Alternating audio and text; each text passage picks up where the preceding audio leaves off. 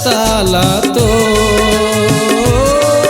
देखते रही थो ना, बैठ बैठ रसताला तो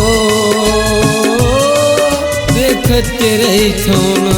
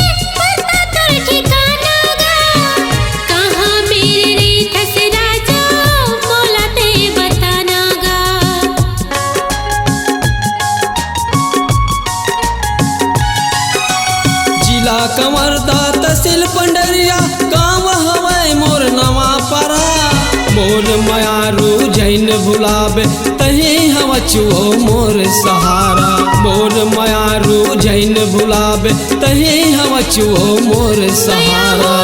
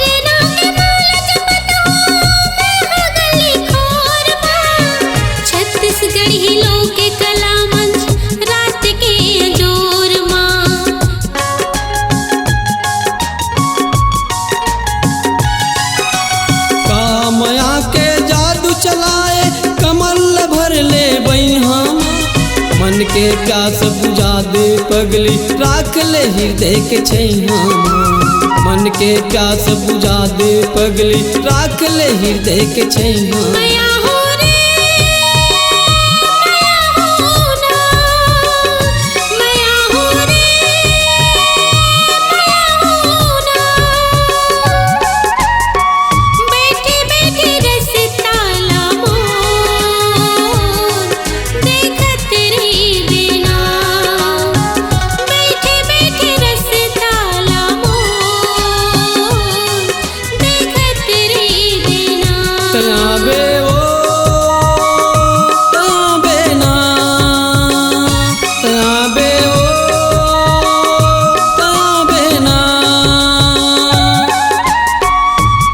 बैठ रसताला तो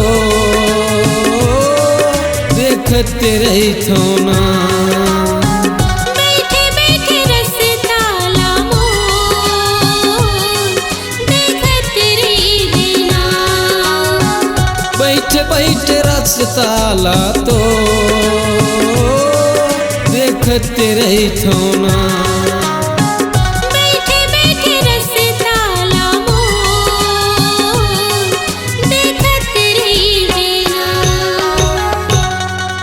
Saregama multi track digital audio video recording studio, पुराना सरकारी अस्पताल हनुमान मंदिर के सामने, शुक्ला बिल्डिंग, कवर्धा, हमारा संपर्क नंबर है 7389138468। दूसरा नंबर है 6266016761।